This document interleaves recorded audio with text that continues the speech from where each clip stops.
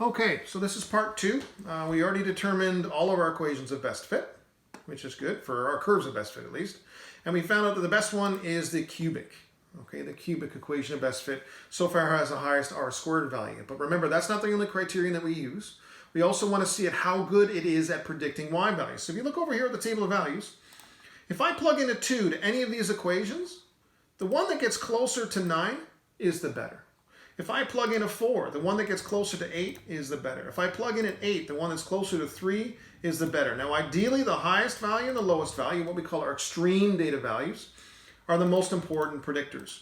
Okay, so the closer that each of these equations can get to 9 for 2, and the closer that each of these equations can get to 3 for inputting number 8, the better it's going to be. But we're going to look at it for all the values here. Now, we can go ahead and plug into the equations manually if we wanted to. Pencil and paper, plug it in, use our calculator, slug it out. But we're going to use Microsoft Excel to help us do it a lot faster. So we're going to put in equations, and then we're going to replicate those equations for all of my x values. So for this one, for the spot linear right here in comparison to the 9, I want to put in the equation and put in a value of x is equal to 2. Here I want to put x is equal to 4 into here, x is equal to 5 into here, all the way down until we get x is equal to 8. We're even going to use it to extrapolate, okay, above and below the relationship for x values, as well as interpolate. Okay, of course, that's the power of having an equation of best fit. So we're going to start with the easiest, which is linear. Okay, and I'm going to go up to the top here and put in equals. And I basically want to put in the y equals version of the equation. So I want to put in this equation right here. Okay, so I'm going to go negative 0.8929 star for multiplied by x. Okay, you have to tell this is a multiplication. I don't want to put the letter x in here. What I want to do is I want to click on the actual value. And you can see it puts in, it's here, cell A3. That's what I wanted to do, A3. I wanted to put into there. And then, of course, after that, I want to add 10.464. So I go plus 10.464. Okay? And then you press enter. Okay? And realistically, you can go ahead and do that work in your head if you want to. 2 times about 0.9 is negative 1.8. Negative 1.8 taking away from 10.4, okay, is going to be 8.6. And so here we are at 8.6, give or take, of course. I'm just, spitballing it there. Now, the beauty of this is once I type it in once and I'm happy with the way that it looks, go up here, check it, make sure, yep, everything's cool. Then you go ahead and you drag it, and it will do it for every particular value. Okay? So what we're going to do is we're going to look at its ability. A, it's r squared value, which is 0.7972, not so good. But here for 9, it gives me an 8.6, good. For 8, it gives me 6.8, that's a little bit off. For 7, it gives me a 6. For 6, it gives me a 7.7. For 5, it gives me a 5. For 4, it gives me a 4. For 3, it gives me a 3. Not too bad, but we know that's not the best one. So again, further comparisons. Now what we're going to do is a quadratic. So we do exactly the same thing, but of course we have to enter in a quadratic equation, which has an x squared. So I'll show you how to do that. So for the quadratic, we look at the quadratic equation, and we go equals. And then you see how it's negative 0.0833 multiplied by x squared. So I go star, and then for my x, I go the 2. I click on that, and it puts in A3. And then to go squared, you can multiply by itself, but we want to be able to use exponents. So what we do is we use the the symbol above the 6. So go shift 6, and when you go shift 6, that's a hat. That's like to the power of, that's a hat. Okay, you may have seen this when you're looking at scientific notation in your calculators. So to the power of, and in this case, 2. Okay, so that's the same thing as saying negative 0.0833 times x squared. That's what it is there. Then I'm going to do the second part, negative 0.0595 times x, which is not too crazy because we already kind of did this. The rest of this is kind of like what remains. It looks like a linear equation, but of course it's also got a squared there. So again, I go times, so star, and then my x value. Again, I want to input that, substitute, okay? And then finally, if you look at the end, it's plus 8.7143, plus 8.7143. And you press enter, okay? And then this one's a little bit tougher because you've got to square 2, which is 4. 4 times 0.08 is 0.32. And then you've got to go, so 0.32, negative 0.32, And then you've got this x times, so you've got a 2 times a 0.05, which is going to be a 0.1. So 0.1 and 0.32 is a negative 0.42. Add that to 8.713 is going to give you like negative, or is it going to give you 8.3-ish? Okay, and that's what I got. I got 8.261. Okay, drag it, boom. It does all that work for me. Beautiful. Now, who's better? Well, for 9, linear is better than quadratic. For 8, looks like quadratic's better. For 7, looks like quadratic's closer. Quadratic is about the same here. Looks like linear is better there. For 4, they're pretty much at a tie. For 3, I would say that quadratic's better. So far quadratic's winning in that competition. Okay, then you look at the cubic, which of course is the most complicated long one.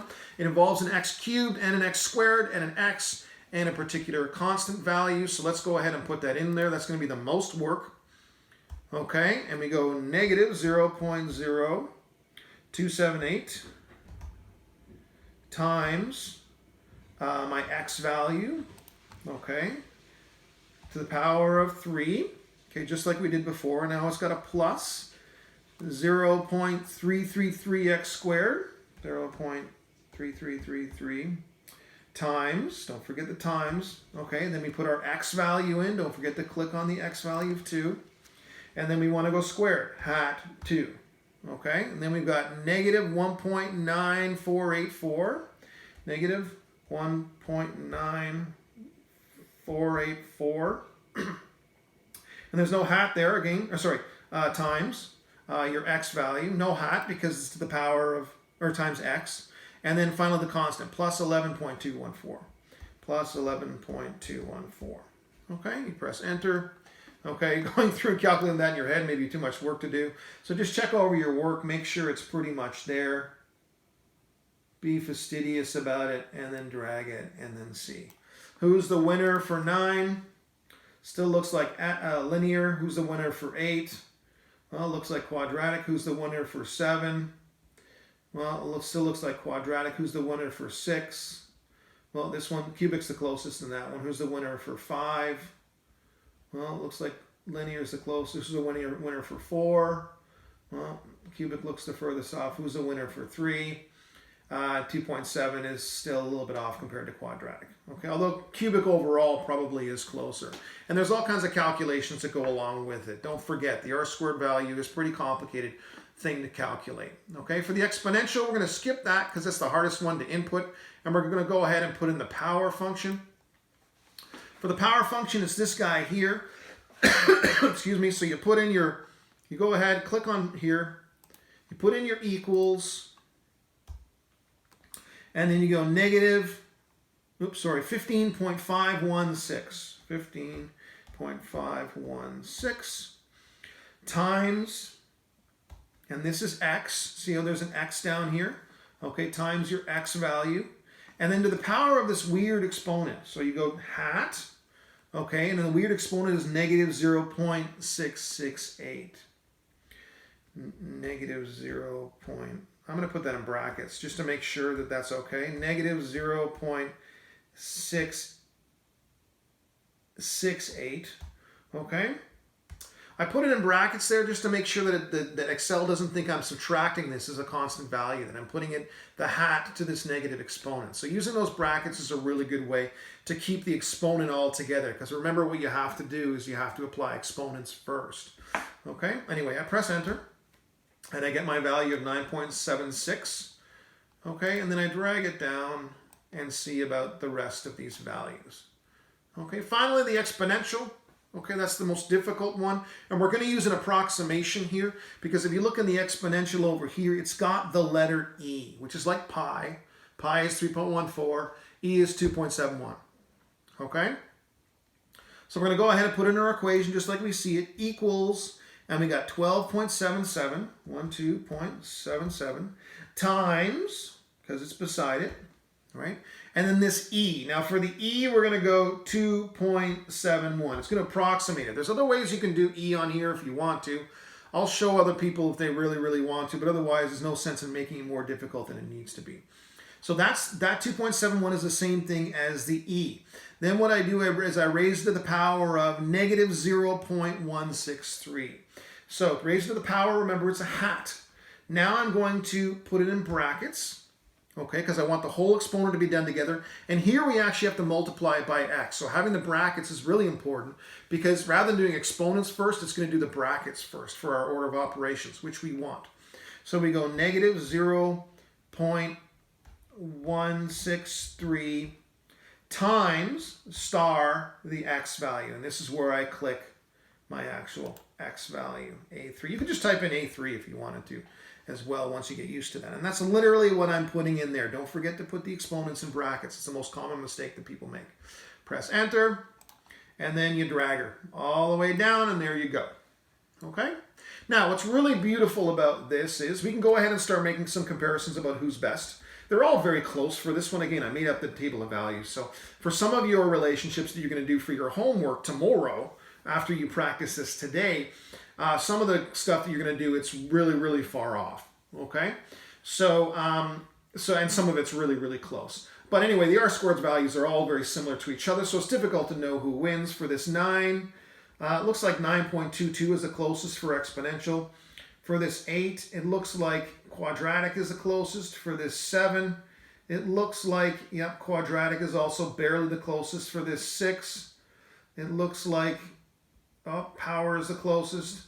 For the 5, it looks like by a little bit linear is the closest, and so on. So for here, hopefully you would have a concerted view. Otherwise, there's other statistical tests that you can do along with this that you'll learn when you go to university.